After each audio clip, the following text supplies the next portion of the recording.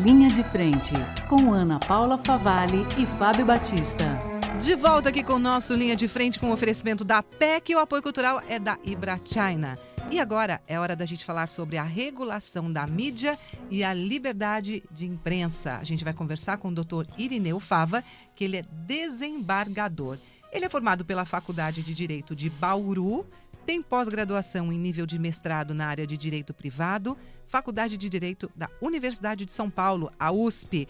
É mestre em Direito Civil pela Pontifícia Universidade Católica de São Paulo, a PUC. Ele já trabalhou como juiz. Não dá nem para falar tudo, né, doutor? Que é muita coisa. É mais um convidado que tem currículo de tirar o fôlego. Desde março de 1985. Atualmente, desde 2011, ele é desembargador, integrando a 17ª Câmara de Direito Privado do Tribunal de Justiça de São Paulo. Portanto, doutor Irineu, seja muito bem-vindo à Rádio Capital, ao nosso Linha de Frente. Muito bem, eu cumprimento a todos da mesa, o Thomas, a Ana Paula, o Fábio.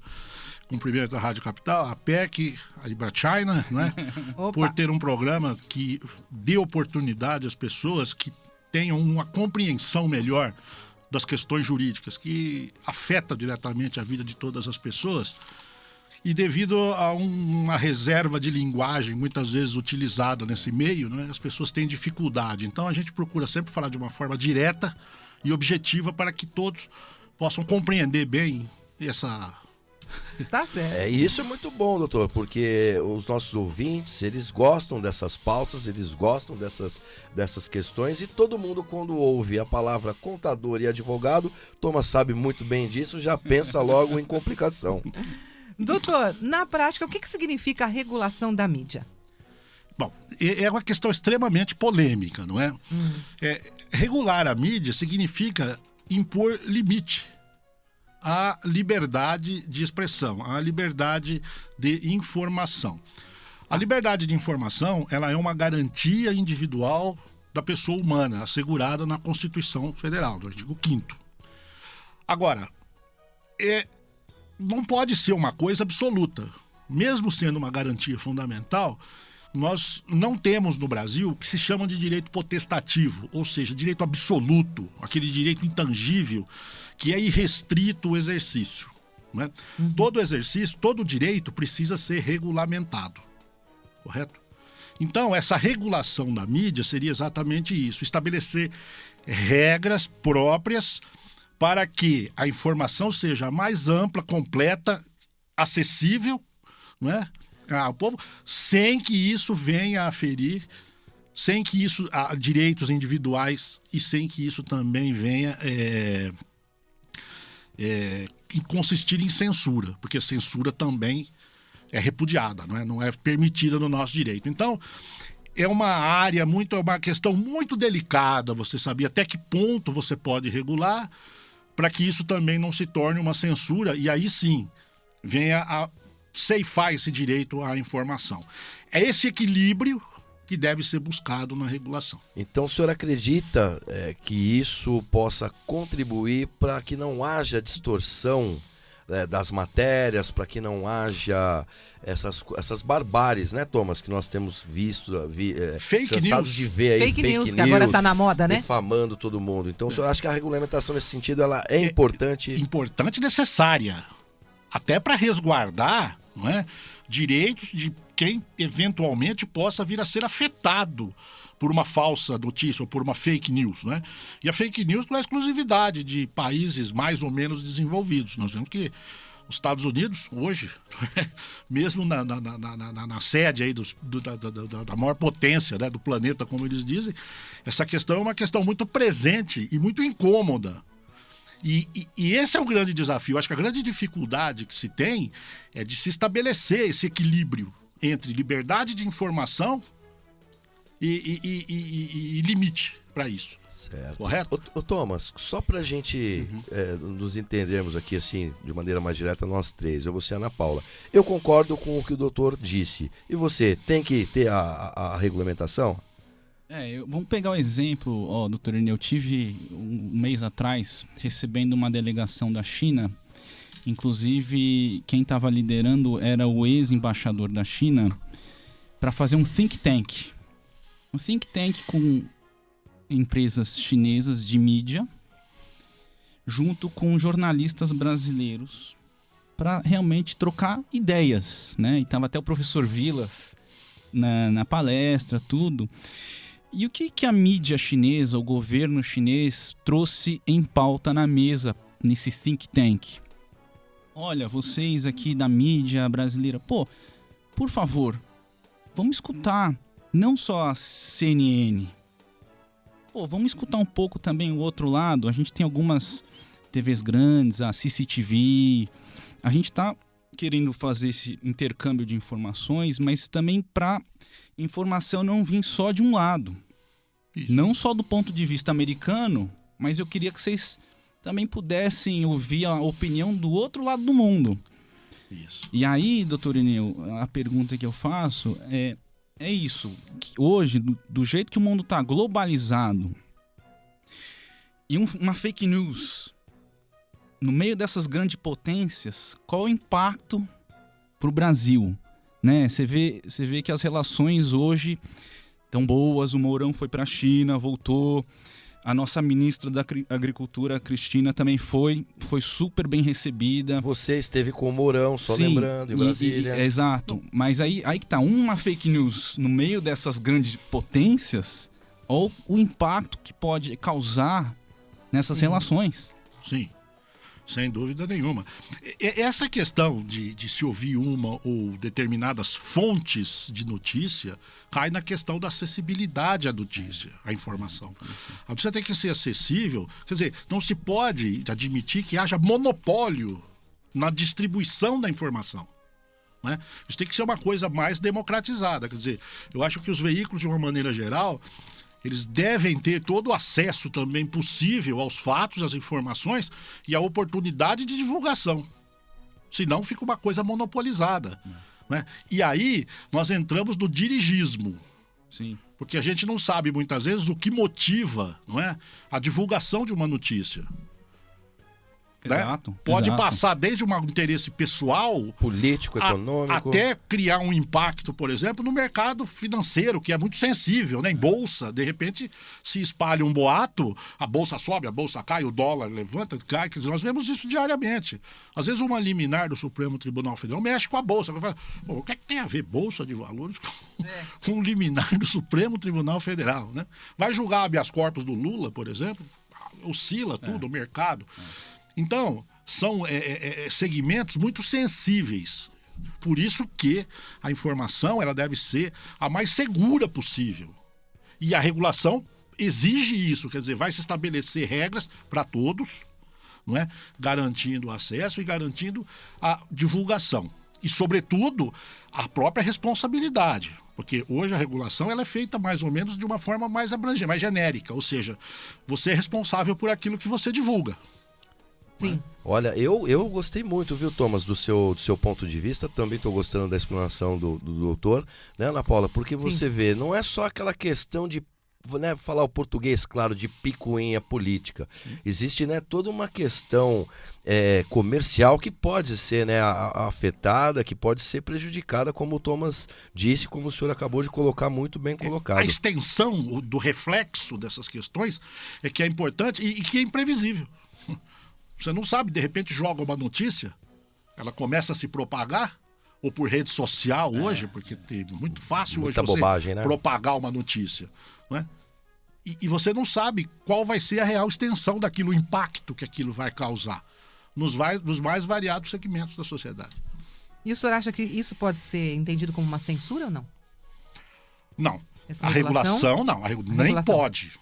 Tá. Nem pode, porque senão a gente... Censura já foi demonstrada que não é boa em nenhuma situação. Né? O nosso passado histórico, nós já tivemos censura do Brasil muito ferrenha, muito firme, e não colaborou para nada, pelo contrário. Alguns países mais totalitários ainda adotam o sistema de controlar, né, a mídia, de um modo geral, os veículos de comunicação. E isso é extremamente prejudicial, porque aí se estabelece um dirigismo que fica ao talante do ditador de plantão. Agora, Thomas, doutor Ana Paula, como fazer a regulação e não acabar não deixando que que seja censurado, que seja cerceada a parte da veiculação da informação? Como toda atividade humana, você tem a questão da responsabilidade daquilo que você faz e daquilo que você divulga, no caso da imprensa. Então, é muito importante que se estabeleça um sistema de responsabilização dos veículos e das pessoas que efetivamente estejam envolvidos nesse processo midiático. Elas passam a ser diretamente, porque não há como resolver de outra forma. E não há como você dizer, olha, você divulgue essa notícia até aqui ou até ali. Você não pode estabelecer limite para isso. A pessoa vai dar a notícia de acordo com... E a responsabilidade por toda a repercussão depois, por quem ela vai atingir e o que ela vai atingir, é de quem fez. E dos veículos que divulgam, muitas vezes, sem checar a origem, né? Aí entra a questão da responsabilidade do jornalismo, né? Que é aquela coisa, recebe a notícia, faz a checagem, faz a verificação. Tem todo um processo dentro do jornalismo para você... Ou seja, não censura traz um teor mais responsável, né? Para o autor. E para o autor. Isso. Muito bacana. Thomas? Doutor Irineu, hoje, aliás, o ano passado, o então presidente Michel Temer sancionou a Lei Geral de Proteção de Dados, né? Tá aí uma lei que a gente está num período de vacatio legis, e ano que vem todas as empresas, bancos, empresas brasileiras vão estar seguindo esta lei aí para essa proteção de dados, que tem a ver também com informação, questão de dados e também segurança jurídica. Eu acho que tem muitas empresas querendo vir para o Brasil, e agora com essa lei que dá ao Brasil uma credibilidade em relação a uma legislação propriamente dita de proteção de dados que se iguala com o da Europa, o que você acha? O que as empresas agora vão ter como é que elas vão entrar nesse processo de internacionalização, que é isso que eu falei para Ana no comecinho. Sim. Certo. E como que você vê o futuro dessas empresas brasileiras agora? Se vai ter mecanismos de punição? Eu sei que tem multa, né, na lei de 2% do faturamento até 50 milhões.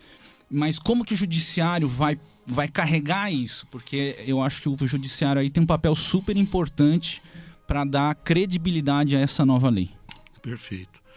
Veja bem, a segurança, sobretudo a segurança jurídica, ela se assenta num binômio, né, que é previsibilidade e confiança. Né?